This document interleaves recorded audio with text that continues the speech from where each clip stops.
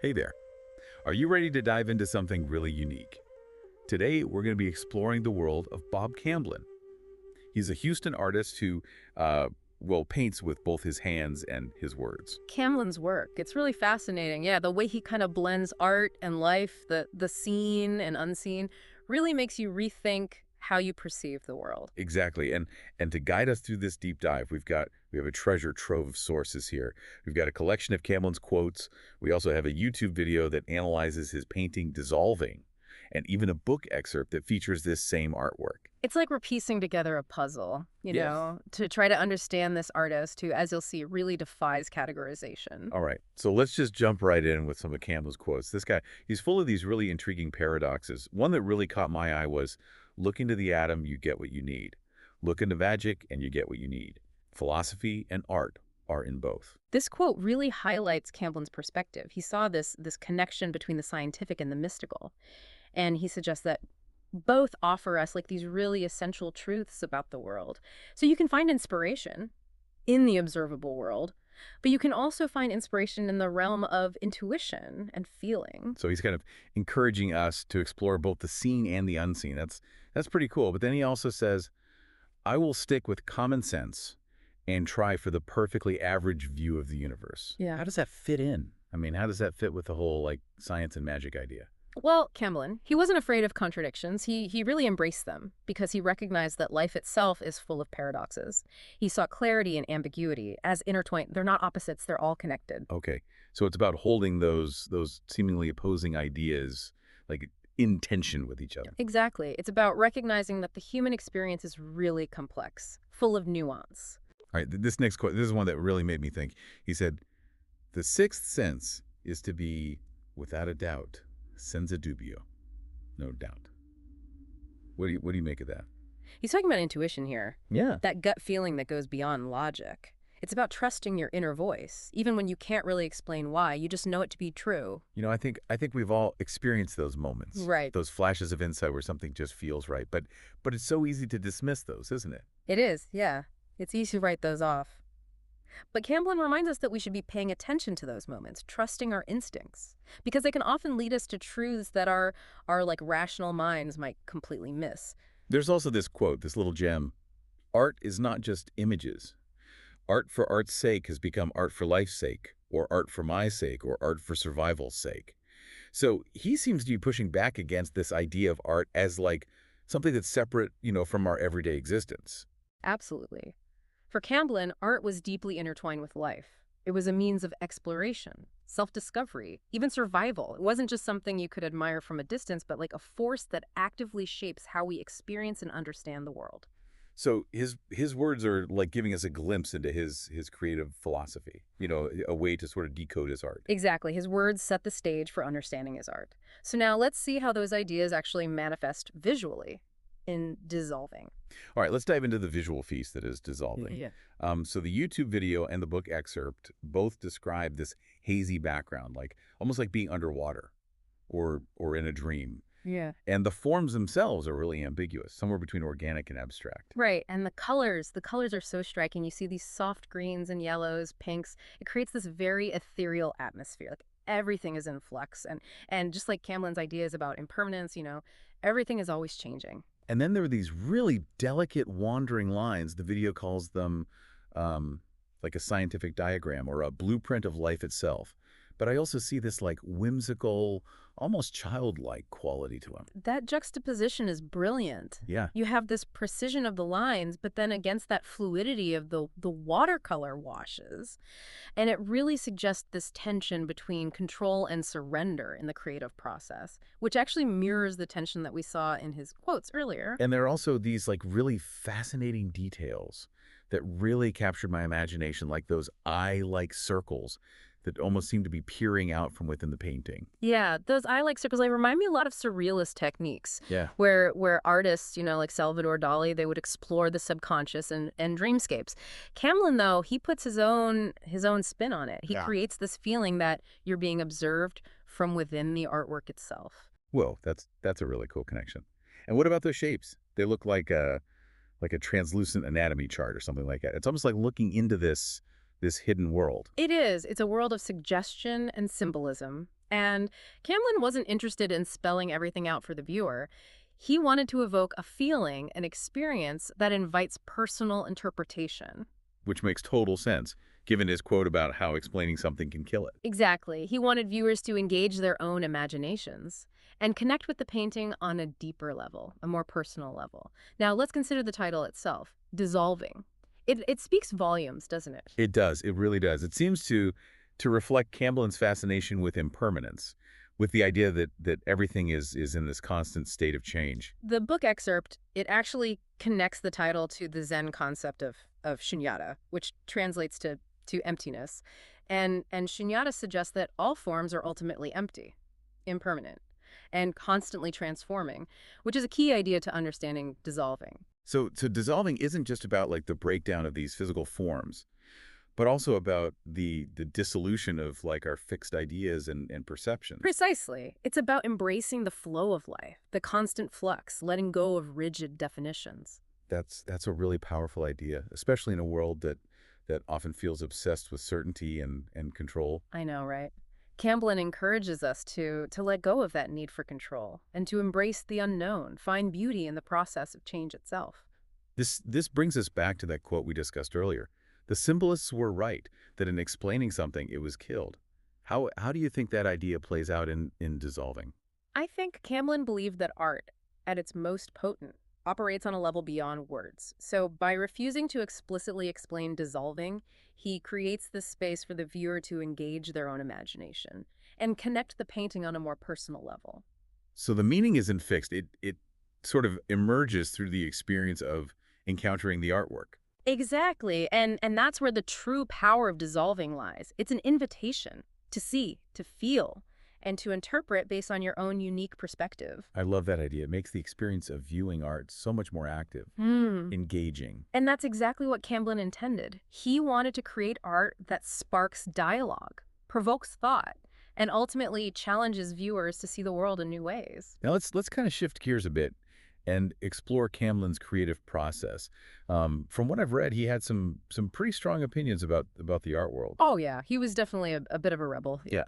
A free spirit, resisted being pigeonholed. He wrote, "The need or thoughts on eccentric works. One must go back to the unknown and naive approach to art. We have been seduced by history critics and a very affluent but weird culture." What do you think he meant by that? Well, Camlin felt that the art world had become too focused on trends, on what's fashionable rather than what's authentic. He advocated for a return to a more intuitive, less self-conscious way of creating. So he was like pushing back against this idea of art as a commodity, as something to be judged and valued based on like market trends. Exactly. He believed that true art should come from a place of genuine expression, not from a desire to please critics or collectors. There's another quote that echoes this sentiment. There must be a correlation between the emptiness of some art and the efforts of critics and historians to fill it. He seemed to really distrust attempts to like over-intellectualize art. He did, yeah. He believed that art should speak for itself, without the need for these elaborate explanations or interpretations. It's like he was saying, just look, just feel, and let the art work its magic. He wanted the art to be experienced directly, without the filter of intellectual analysis. He also said, the artist today is the only free agent. What did he mean by that? I think he saw the artist as someone who operates outside of societal norms, someone who has the freedom to challenge conventions and explore new ways of seeing the world. In a way, he was advocating for a kind of creative anarchy, for artists to break free from the constraints of the established art world and forge their own paths. That that makes me think of dissolving. It doesn't really fit neatly into any established category. It's both abstract and figurative, both personal and universal. Exactly. It's a work that defies easy categorization. And that's part of its beauty. It challenges us to let go of our preconceived notions and simply experience the artwork on its own terms. I'm starting to see a pattern here. His words, his art, his approach to creativity, they all point to this idea of like dissolving boundaries and embracing a more fluid, intuitive way of being in the world. It is. It's a way of seeing that is both liberating and challenging because it requires us to let go of our need for certainty, to embrace ambiguity, and trust the process of discovery. That's a perfect note to end on. We've unpacked quite a bit about Bob Camblin today and his really intriguing approach to art. And we've only just begun to scratch the surface. There's still so much more to explore in dissolving and in Camblin's larger body of work. We'll pick up this conversation in part 2, so make sure you tune in then. Welcome back to our deep dive into the world of Bob Camblin. Last time, we started unpacking some of his intriguing quotes, and we began analyzing Dissolving, his painting. We talked about that hazy background and the ambiguous forms, those delicate lines, and how the title itself, dissolving, hints at this idea of impermanence and the dissolution of boundaries. It's amazing how much we can already glean from just one painting, and we're just getting started. One quote that really resonated with me was, "Not a leaf moves, and yet we all feel the cool breeze." It feels like he's pointing to something unseen, something beyond just the surface. This quote really highlights Camblin's sensitivity to those subtle nuances of the world that I think a lot of us miss. He was really fascinated by the unseen forces that shape our reality, like energy and perception. So it's a good reminder to pay attention to those subtle details and energies that often go unnoticed. He also wrote about finding something in nature that completes you and then surrender. It feels very Zen-like, like a mantra for connecting with something bigger than ourselves. There's a really profound sense of interconnectedness in Camblin's work. He recognized that we're all part of this larger web of life. And he saw nature as a source of inspiration, like a mirror reflecting our own inner states. So finding that thing in nature, that resonates with you, and then surrendering to that connection. It can lead to a sense of peace and belonging. And speaking of mirrors, he had this to say about them. Mirrors are not magic, they just seem to be. Everyone is a mirror, and that is magic. Laugh, laugh, laugh. It's like he's playing with our perceptions, making us question what's real and what's illusion. Well, Camblin was a master of paradox, Right. of holding these seemingly contradictory ideas in tension. Remember how we talked about his comfort with those contradictions earlier? Well, he saw the world as this place of constant interplay between opposites, like light and shadow, form and emptiness, certainty and uncertainty. You could even say that he saw a reflection of this duality in how we see ourselves and others see us, hence the mirror metaphor. So in Dissolving, do you think that interplay of opposites is what makes it both beautiful and unsettling? It's familiar, but it's also very strange. It draws us in with those delicate forms and those ethereal colors. But then it also kind of makes us question what we're actually seeing. Exactly. It becomes a mirror reflecting our own assumptions about art, reality, and ourselves. It challenges us to look beyond the surface and embrace the mystery of the unknown, reminding us that there's always more than meets the eye. This reminds me of another quote. "One must find his own mystic switch. The rising hackle or the visceral, not this is a truth, but it changes." It's like he's suggesting that there's this key to unlocking a deeper level of understanding. But how do we actually find that mystic switch? Camblin believed that each of us has this potential for heightened awareness, for these moments of insight, where we see beyond the veil of our ordinary perception. And he actually described it as a physical sensation, like a rising hackle or a visceral knot. So it's suggesting that it's something that we can feel in our bodies. Not just think about with our minds. So it's about tuning into our intuition, Yeah. trusting our gut feelings. But then he says it changes, implying that the truth that we find isn't fixed. That's right. It's a process of continuous discovery, Yeah. of letting go of those fixed ideas and embracing the flow of experience, like we talked about earlier, embracing impermanence, understanding that truth itself can evolve. Okay, so how can Dissolving help us find our own mystic switch? Especially if that truth is always changing. I think the painting acts as a trigger. By confronting us with ambiguity and uncertainty, it kind of forces us to engage our intuition and to look beyond the surface. So the experience of viewing Dissolving can actually spark those moments of heightened awareness that Camblin was talking about. So the painting doesn't give us the answers, but it does give us the questions. Exactly. And the answers, well, those are going to be different for everyone. The meaning emerges through the act of experiencing the artwork, allowing ourselves to be drawn into that world of suggestion and symbolism. It's a deeply personal and subjective experience. There's this line from the YouTube video that I think really captures this. "The blurred boundaries remind us that usefulness and beauty lie in what is not seen, the emptiness within the figure and the flow of space surrounding it." It's like the emptiness, the space between things is where the magic happens. Yeah, that's a beautiful way to put it. Remember shunyata, the concept of emptiness. Camblin really understood that true creativity, it arises from that emptiness, from a willingness to let go of our preconceived notions and allow something new to emerge. It's like he's encouraging us to approach life with a beginner's mind, like a child, seeing things for the very first time. He also really emphasized the importance of recreation, Yeah. approaching art with a childlike sense of wonder and experimentation. And you can really see this in the playful energy of dissolving, in those lines that feel both precise and childlike at the same time. So it's not just about viewing art passively, but about engaging with it actively, bringing our own creativity to the experience. Exactly. It's about the exploration, the discovery, the constant evolution of ideas and forms, just like Camblin talked about, constantly seeking and looking in all directions. That reminds me of how Camblin connected art to survival. He wrote, "Art for art's sake has become art for life's sake, or art for my sake, or art for survival's sake." What do you think he meant by that? Well, Camblin saw art as this essential part of the human experience, a way of making sense of the world and our place in it, in a world that can feel so chaotic and overwhelming. Art can offer space for reflection, connection, and meaning. And it can help us process our experiences, connect with others, and find our place in the world. So for Camblin, art wasn't just a hobby, or even a profession. It was a way of life, like a survival strategy. Exactly. It was a way of being, of seeing the world, of navigating all those complexities of life. We've talked a lot about Camblin's ideas Yeah. and how they're reflected in dissolving, but let's shift the focus to you, the listener, for a moment. What resonates most with you in Camblin's work and words? Do any of his ideas stand out to you? It's fascinating to consider how his ideas might be impacting you right now. As you're listening, what connections are you making? His emphasis on intuition really speaks to me. It's a reminder to trust that inner voice that often guides us, even if we can't logically explain it. It's about recognizing that there's this deeper level of knowing that goes beyond just our rational minds. And this is something that we can all cultivate, whether we consider ourselves artistic or not. That's a really important point. It's not just for artists or Mhm. mystics. It's for everyone. Right. It's accessible through observation, contemplation, Right. and a willingness to let go of our preconceived notions.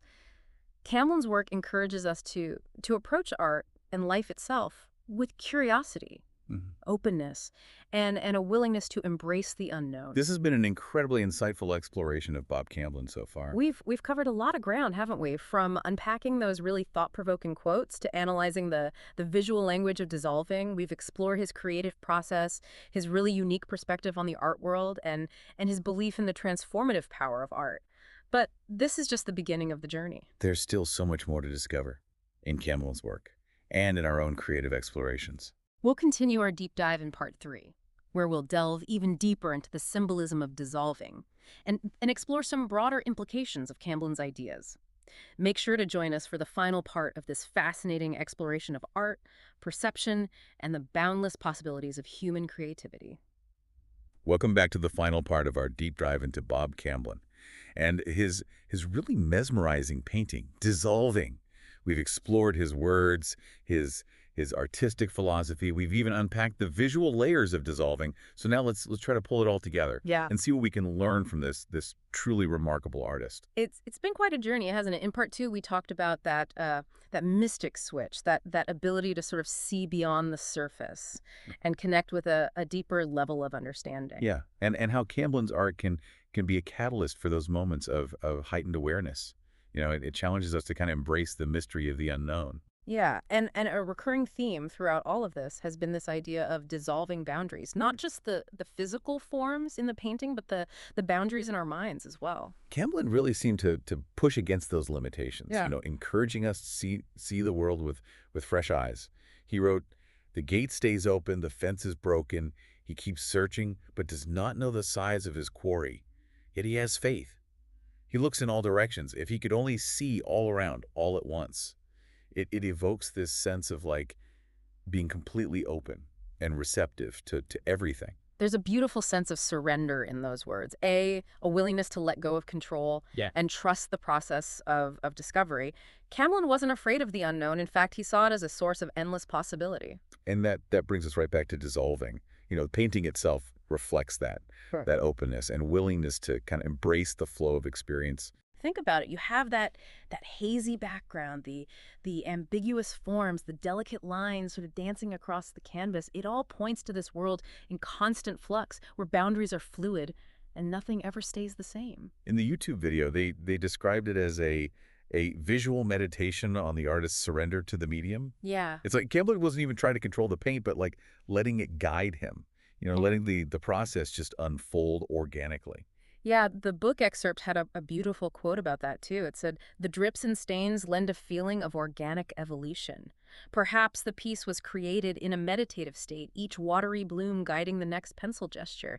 It really feels like dissolving just emerged from this place of deep presence, of being totally immersed in the moment. And that's what makes it so captivating. It draws us into that same state of presence where we can kind of let go of our thoughts and just experience the artwork on this gut level. It reminds us that art, at its most powerful, operates beyond words. It speaks directly to our emotions, bypassing the need for rational explanation. And that's where Camblin's genius really shines through. He understood that art isn't about providing answers, but about sparking questions, igniting curiosity, and ultimately challenging us to see the world in new ways. He even said, "When understood, all truth is funny." It's like he's suggesting that we should approach life with a sense of playfulness, letting go of that seriousness and embracing the absurdity of it all. You can definitely feel that lightness in his Yeah. work. There's the sense of humor that cuts through the heaviness of these huge existential questions. Yeah. He's not pretending to have all the answers, but he's inviting us to join him in the search and to enjoy the mystery and the wonder of it all. He also wrote, "Step off the train of thought, to find the power that is no power, to do the work that is not work, to laugh the true laugh." It's like he's encouraging us to step outside of those habitual ways of thinking and find a new way of being. A way of being that's more intuitive, more connected, more aligned with who we truly are. And that feels like the core message of dissolving. It's this call to awaken our creative potential, to embrace the fluidity of life, and to find beauty in the midst of impermanence. Absolutely. It's a reminder that the world is in constant flux, dissolving and reforming, and we have the power to choose how we respond to that. We can cling to these rigid definitions and fixed ideas, or we can surrender to the flow, embrace the unknown, and discover this much deeper sense of meaning and purpose. So what does all this mean for us as viewers, as listeners, as humans navigating this complex and ever-changing world? What Yeah. can we actually take away from all of this? Well, I think Camlin's work compels us to ask ourselves some really profound questions. Like what boundaries are we holding on to that no longer serve us? What would it look like to embrace a more fluid, intuitive way of being? How can we tap into our own creativity and share our unique gifts with the world? Those are some really big questions without easy answers. But the act of asking them, engaging with these ideas can spark this personal transformation, a shift in perspective that ripples out into every part of our lives. And that's the true power of art, to open us to new possibilities, to challenge our assumptions, and to inspire us to live more consciously and creatively. We started this deep dive by asking, what happens when art dissolves boundaries? Not just on canvas, but in our minds. Yeah. And I think we found our answer. When art dissolves boundaries, it opens up a world of infinite possibilities. It lets us see the world with fresh eyes, connect with something so much larger than ourselves, and express our own creativity in ways that we never even thought possible. And just as Camblin reminds us, the end is to evolve by doing the best you can. So keep exploring, keep creating, keep dissolving those boundaries, and just see where the journey takes you. Thank you so much for joining us on this deep dive into the world of Bob Camblin. We hope you've enjoyed the journey as much as we have. Keep seeking, keep questioning, and keep dissolving those boundaries that limit your potential. Until next time, keep diving deep.